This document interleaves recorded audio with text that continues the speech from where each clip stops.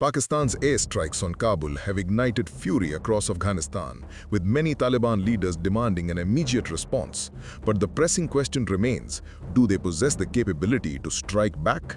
And the larger, more unsettling question is whether Trump is arm-twisting the Afghans with Pakistan's help, using coordinated pressure to force strategic concessions. With President Trump demanding the return of Bagram Air Base and threatening consequences, speculation runs high that Islamabad acts as the US attack dog, hitting Taliban-linked militants like the TTP to pressure Kabul without direct American involvement.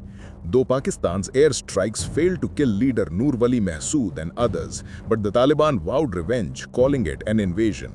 This isn't just border skirmishes, it's tied to broader US aims to regain footing in Afghanistan for strategic reasons like countering Iran or accessing minerals.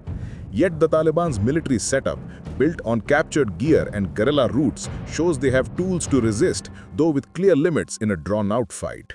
At the core of Taliban's strength is their manpower, estimated at around 150,000 fighters, mostly Pashtun loyalists and former insurgents.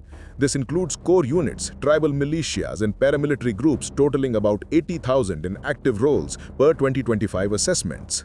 Their fighters bring decades of experience in asymmetric warfare, honed against Soviet and US forces. This human edge shines in hit-and-run tactics, where knowledge of Afghanistan's mountains and valleys turns defense into a deadly trap for invaders.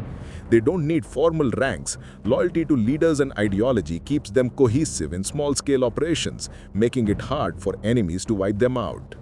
Equipment-wise, the Taliban inherited a massive haul from the 2021 US withdrawal, worth about $7 billion, including 500,000 small arms now partly in their hands or traded out. Infantry weapons form their backbone. Over 100,000 M16 rifles and 10,000 M4 carbines for precise shooting, plus Soviet AK-47s and AK-74s for reliability in harsh conditions. Machine guns like the M249 SO and PKM provide fire support, while sniper rifles such as the M24 allow long-range picks. For anti-tank roles, they have RPG-7 launchers and recoilless rifles like the SPG-9, effective against armored pushes. Armored vehicles add mobility. More than 3,000 Humvees for quick raids, 634 1117 security vehicles, and 155 Max Pro MRAPs that resist mines and ambushes. These US-sourced raids, often retrofitted with heavy guns, let them patrol borders and strike Pakistani outposts.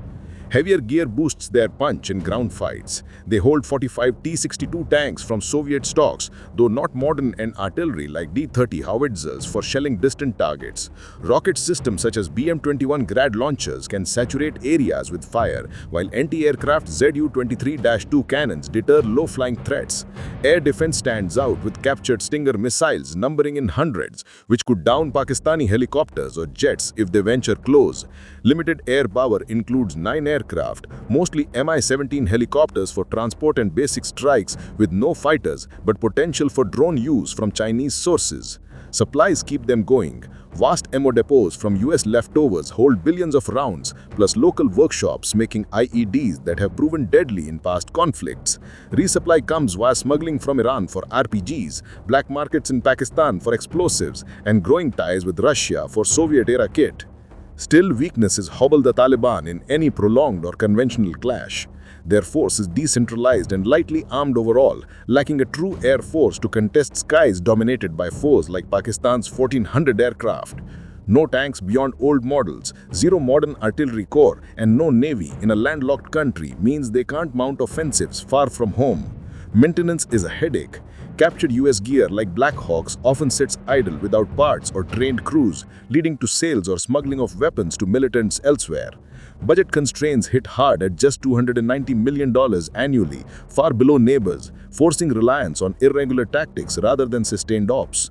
Internal splits like rivalries with ISIS-K drain resources, and ethnic biases, mostly Pashtun ranks, risk alienating other groups.